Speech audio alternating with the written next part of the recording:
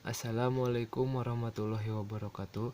Perkenalkan, nama saya Syarif Maulana dari kelas C NPM 1921911103. Di sini saya akan menjelaskan tentang proses dan kondisi belajar gerak.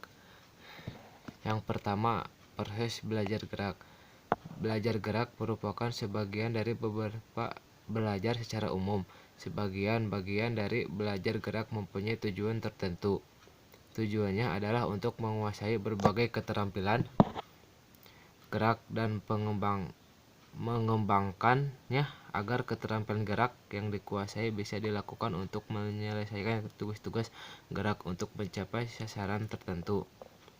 Misalnya, di dalam belajar gerak keolahragaan, pelajaran berusaha menguasai keterampilan gerak yang sesuai dengan macam cabang olahraganya dan kemudian memanfaatkannya agar keterampilan gerak tersebut bisa diterapkan dalam bermain, berlomba, atau bertanding olahraga. Di dalam berusaha menguasai keterampilan gerak diperlukan suatu proses belajar, yaitu proses belajar gerak. Proses belajar gerak pada hakikatnya berbeda dengan proses belajar yang lain, berbeda dengan proses belajar kognitif dan proses belajar efektif. Perbedaan yang ada bersumber dari aspek-aspek yang dominan keterlibatannya di dalam proses belajarnya. Yang dominan keterlibatannya dalam proses belajar gerak adalah aspek fisik dan psikomotor. Yang dominan keterlibatannya dalam belajar kognitif adalah aspek pikir, sedangkan yang dominan keterlibatannya dalam belajar efektif adalah aspek emosi dan perasaan. Dengan kata dominan di sini dimaksudkan untuk menggambarkan bahwa di situ ada keterlibatan yang lebih intensif dan salah satu aspek fungsi dalam diri pelajar. Sementara aspek fungsi yang lain juga terlibat namun dengan intensitas yang lebih rendah. Dengan kata lain bahwa dalam ketiga macam belajar yang disebutkan di atas, semua aspek fungsi yang ada pada diri pelajar terlibat di dalam proses belajar, namun intensitasnya berbeda-beda di dalam belajar. Gerak aspek fisik dan psikomotor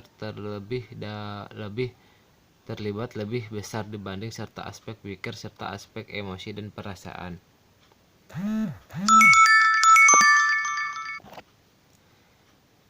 Fase belajar dan gerak menurut Fitness dan Posner mengemukakan bahwa proses belajar gerak keterampilan terjadi dalam 3 fase belajar, yaitu fase kognitif, 2 fase asosiatif, 3 fase otonom. Yang pertama itu ada fase kognitif. Kognitif merupakan fase awal dari belajar gerak keterampilan. Fase awal ini disebut fase kognitif karena perkembangan yang menonjol terjadi pada diri pelajar adalah pelajar menjadi tahu tentang gerakan yang dipelajari, sedangkan menguasaan geraknya sendiri masih belum baik karena masih dalam taraf mencoba-coba gerakan.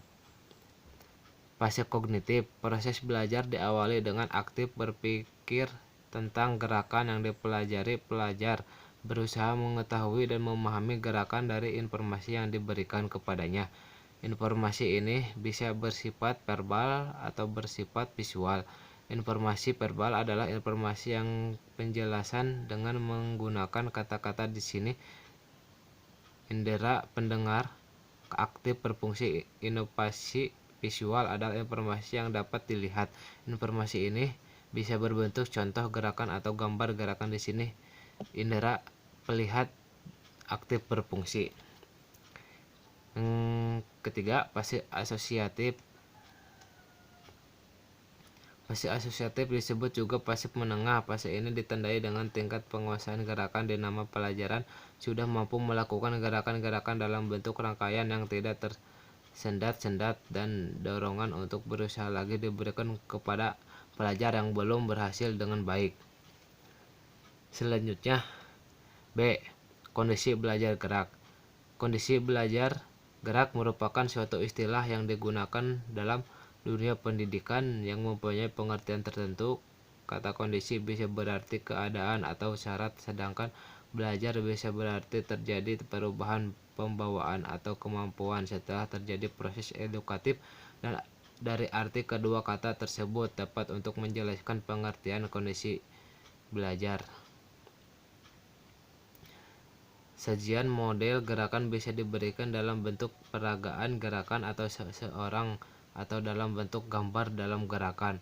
Peragaan gerakan oleh seseorang yang mungkin dilakukan oleh guru atau orang lain yang bisa melakukan bisa disebut model hidup, sedangkan yang berupa gambar tersebut model gambar.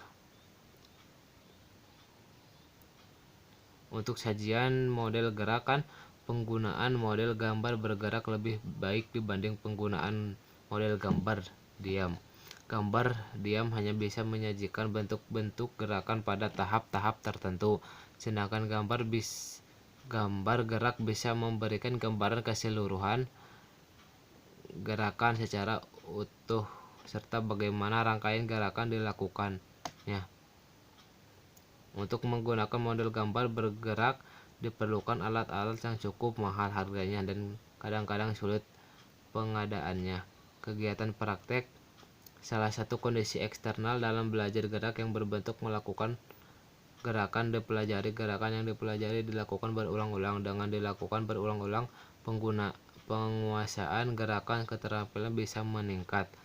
Ada beberapa prinsip yang perlu diperhatikan di dalam pengaturan kondisi praktek yang antara lain sebagai berikut.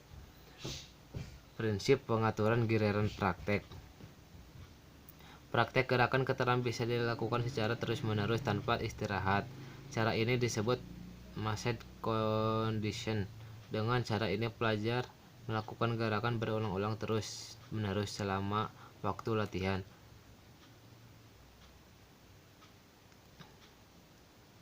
Cara yang kedua adalah mempraktikkan gerakan dengan diselang-seling antara melakukan gerakan dan waktu istirahat. Cara ini disebut distributive condition.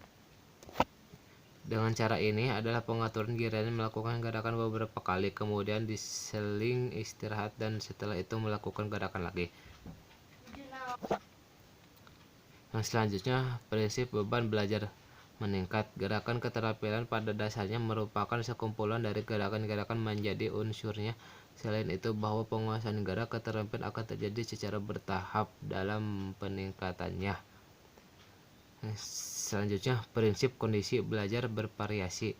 Mempraktikkan gerakan merupakan kondisi belajar yang paling berat dalam belajar gerak. Praktek mengerahkan tenaganya untuk melakukan gerakan berulang kali.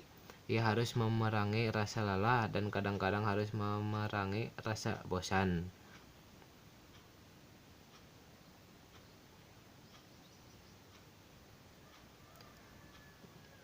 Dan dorongan untuk berusaha lagi diberikan kepada pelajar yang belum belajar dengan baik. Penyampaian umpan balik. Umpan balik adalah masukan yang diterima oleh pelajar sehubungan dengan apa yang telah dikerjakan. Umpan yang selanjutnya, umpan balik terbagi menjadi tiga, yaitu umpan balik internal, umpan balik eksternal, umpan balik visual. Yang pertama, umpan balik internal. Umpan balik internal berasal dari apa yang dirasakan selama melakukan gerakan. Yang paling berperan di dalam umpan balik internal adalah indera kinestetik. Yang selanjutnya, umpan balik eksternal. Umpan balik eksternal berasal dari luar diri pelajar. Proses penerimaan umpan balik eksternal bisa menggunakan indera pelihat atau indera pendengar. Yang terakhir, umpan balik visual diterima dari perbuatan yang dilakukan yang dapat dilihat. Misalnya, pada seseorang yang bermain tenis, pada saat memukul bola ia bisa menerima umpan balik tentang pukulannya benar atau salah dengan cara melihat posisi raket yang diayun dan arah serta jatuhnya bola. Segitu saja yang bisa saya sampaikan. Mohon maaf bila ada kesalahan. Wassalamualaikum warahmatullahi wabarakatuh.